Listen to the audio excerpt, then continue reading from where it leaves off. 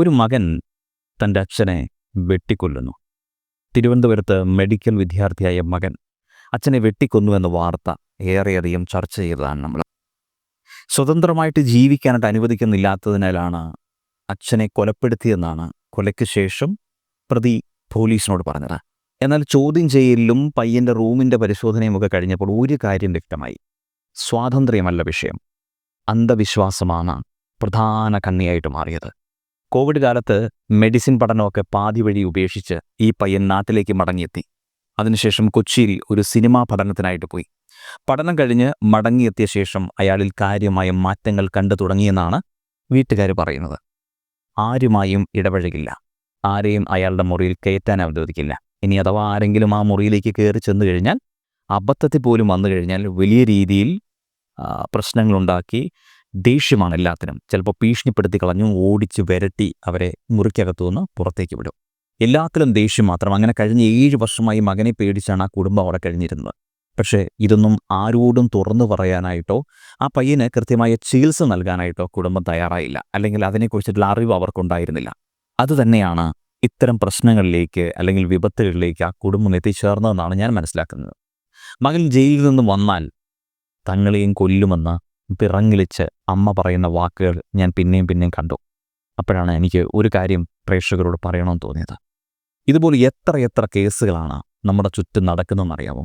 ഈ അടുത്ത് കുംഭമേളയുടെ വിശേഷങ്ങളും അതുമായി ബന്ധപ്പെട്ട കുറേ റീലുകളും കുറേയധികം ട്രോളുകളും കാണാൻ ഇടയായി. എല്ലാത്തിനും ഒരു നെഗറ്റീവും ഒരു പോസിറ്റീവും ഉണ്ടല്ലോ. വിശ്വാസത്തിൻ്റെ പേരും പറഞ്ഞ് സ്ത്രീകളെ പരസ്യമായി അവരുടെ കുടുംബത്തിൻ്റെ മുമ്പിൽ വെച്ചിട്ട് സെക്ഷൽ അസോൾട്ട് ചെയ്യുന്ന കുറേയധികം ബാബമാരെയും അന്ധവിശ്വാസത്തിൽ താന്നുകൊണ്ടിരിക്കുന്ന ഉഡായിപ്പിൻ്റെ അങ്ങേയറ്റമായ കുറേ ആൾക്കാരുടെയും ഒക്കെ വീഡിയോകൾ നമ്മൾ കണ്ടു. ഈ വീഡിയോസിൻ്റെ അടിയിൽ പ്രബുദ്ധരായ സാക്ഷര കേരളത്തിലെ ആളുകൾ കമൻറ്റുകൾ എഴുതുന്നത് കണ്ടു. മലയാളികൾ എത്ര കിതലമാണ്, നോർത്തിലൊക്കെ ഇത് നടക്കുകയുള്ളൂ, അവന്മാർക്ക് വിവരമില്ലാത്തത് കൊണ്ടാണ് എന്നൊക്കെ പറഞ്ഞുകൊണ്ട് അങ്ങനെയാണ് ട്രോളുകൾ പോലും ഉണ്ടായത്. എന്നാൽ സത്യത്തിൽ നോർത്ത് ഇന്ത്യയിലേക്കാൾ ഏറ്റവും കൂടുതൽ അന്ധവിശ്വാസം അഴിഞ്ഞാടുന്നത് ഈ കേരളത്തിലാണ്. നമുക്ക് അത് സമ്മതിച്ചു തരാൻ ഇച്ചിരി ബുദ്ധിമുട്ടായിരിക്കും. ഈ അടുത്ത കേരളത്തിൽ നടന്ന കുറേ സംഭവങ്ങൾ തന്നെ എടുത്തു നോക്കിയാൽ മതി. അതിന് ഒന്നാമത്തെ ചെന്താമര എന്നൊരാൾ നടത്തിയ ക്രൂരമായ കൊലപാതകങ്ങൾ അന്ധവിശ്വാസവുമായി ബന്ധപ്പെട്ടാണ്. കേരളത്തിലെ മിക്ക അന്ധവിശ്വാസങ്ങളും കൊലപാതകങ്ങൾക്കും ജ്യോത്സ്യവും പ്രവചനങ്ങളും വഹിക്കുന്ന പങ്ക് ചെറുതല്ല എന്ന് ഷാരോൺ വധക്കേസിൽ ചർച്ചയായതാണ്. 2022 ഇലന്തൂരിലെ നരബലി കേസ് പുറത്തു വന്നപ്പോൾ ഞെട്ടിത്തെരിച്ചു നിന്നവർ ഇത് പലരും ചോദിച്ചു, നമ്മുടെ കേരളത്തിൽ തന്നെയാണോ എന്ന്. ഇതെല്ലാം സംഭവിച്ചത് നമ്മുടെ കേരളത്തിൽ തന്നെയാണ്. അതിൽ നിന്ന് ഒരു കാര്യം വ്യക്തമാണ്, സാക്ഷരതയും വിവരവും തമ്മിൽ ഒരു ബന്ധവുമില്ല എന്ന്. സാക്ഷരതയും വിവരവും തമ്മിൽ യാതൊരു ബന്ധവുമില്ല എന്ന് അട്ടിവരയിടുന്നു. കാരണം ഇത്തരം അന്ധവിശ്വാസത്തിൽ ഉൾപ്പെട്ടു പോകുന്നവർ പലരും വിദ്യാസമ്പന്നരും സമൂഹത്തിൽ ഉയർന്ന പദവികൾ അലങ്കരിക്കുന്നവരുമാണ്. കുഞ്ഞിൻ്റെ ജനനം നിസ്സാരമായിട്ട് നോക്കുക.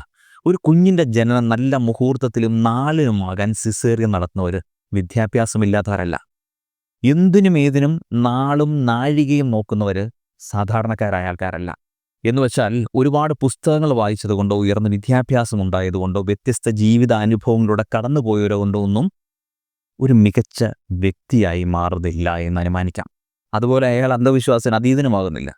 പണ്ടത്തെ ആളുകളുടെ അജ്ഞതയിൽ നിന്നാണ് അന്ധവിശ്വാസങ്ങൾ ഉണ്ടായത്.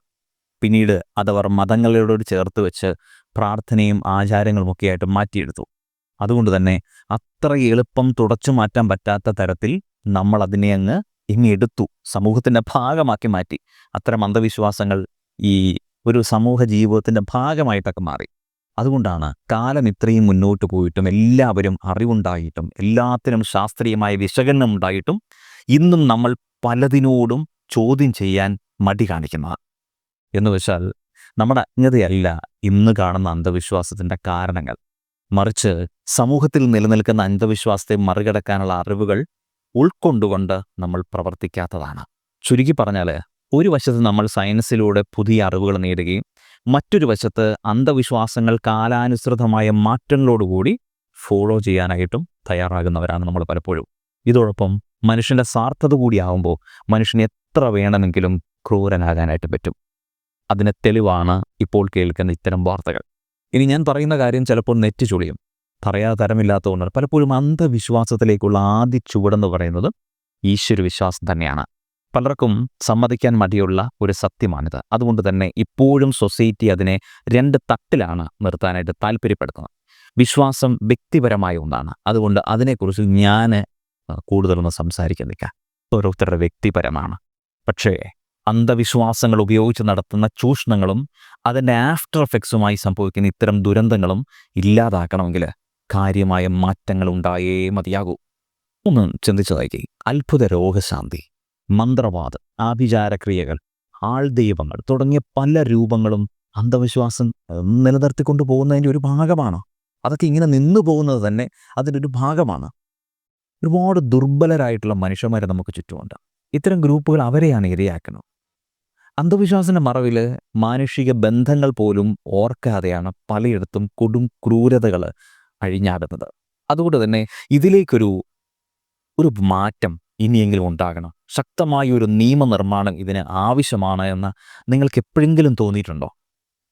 അന്ധവിശ്വാസ നിരോധന നിയമം എന്ന് ആവശ്യപ്പെട്ടുകൊണ്ട് 2013 വിവിധ സംഘടനകൾ നിരന്തരം മുന്നോട്ട് വന്നിരുന്നു. മാറി മാറി വരുന്ന പല സർക്കാരുകളും അന്ധവിശ്വാസം, ചൂഷണ നിരോധന നിയമം പരിഗണനയിലുണ്ടെന്ന് പലപ്പോഴേ പറഞ്ഞിട്ടുണ്ട്. പക്ഷേ അത് പ്രാബല്യത്തിൽ വന്നോന്ന് എനിക്കറിയില്ല. 2021 കേരള നിയമസഭയിൽ അത്തരമൊരു ബില്ല് വരികയും അതിനെക്കുറിച്ചൊക്കെ ചർച്ചകൾ നടക്കുകയും ഒക്കെ ചെയ്തിട്ടുണ്ട്. ഇന്നും ഇപ്പോഴും അന്ധവിശ്വാസ ചൂഷണ നിരോധന നിയമം നടപ്പിലാക്കണമെന്ന ആവശ്യവുമായിട്ട് ചെറുതും വലുതുമായ സംഘടനകൾ മുന്നോട്ട് വരുന്നുണ്ട്. പക്ഷേ ഇതുവരെയും അങ്ങനൊരു നിയമം അംഗീകരിക്കാനുള്ള കേരള നിയമസഭയ്ക്ക് കഴിഞ്ഞിട്ടില്ല എന്നുള്ളത് വാസ്തവമാണ്. ഇത്രയധികം വിദ്യാഭ്യാസമുള്ള സാക്ഷരത നേടിയ നമ്മുടെ കേരളത്തിൽ അത് അംഗീകരിച്ചിട്ടില്ല. എന്നുവെച്ചാൽ അന്ധവിശ്വാസങ്ങൾ നീക്കാനും ചൂഷണങ്ങൾ തടയാനും സംബന്ധിച്ച ചിന്തകളും നിയമനിർമ്മാണങ്ങളും നീക്കങ്ങളും ഒന്നും ഒരിടത്തും എത്തിയിട്ടില്ല എന്ന് പറയാം. ഈ മഹാരാഷ്ട്രയിലും കർണാടകയിലും അന്ധവിശ്വാസങ്ങളും ആഭിചാരക്രിയകൾക്കുമൊക്കെ തടയാനായിട്ടുള്ള നിയമമുണ്ട്. അങ്ങനൊരു നിയമം ഇപ്പോൾ കേരളത്തിൻ്റെയും ആവശ്യമാണ്. ഇനി ഇങ്ങനൊരു നിയമം ഉണ്ടാക്കുകയാണ്, ഈ ഒരു വീഡിയോ കണ്ടിട്ട് അങ്ങനെ ഒരാൾക്ക് അങ്ങനൊരു നിയമത്തിലേക്ക് ഉണ്ടാക്കണം, അതിനുവേണ്ടി പോരാടണമെന്ന് തോന്നുകയാണെന്നുണ്ടെങ്കിൽ മറ്റു സ്റ്റേറ്റുകളിലുള്ള അതിലെ പോരായ്മകളെ കൂടി പരിഗണിച്ചിട്ട് വേണം ഇത് കൺസൾട്ട് ചെയ്യാനായിട്ട്.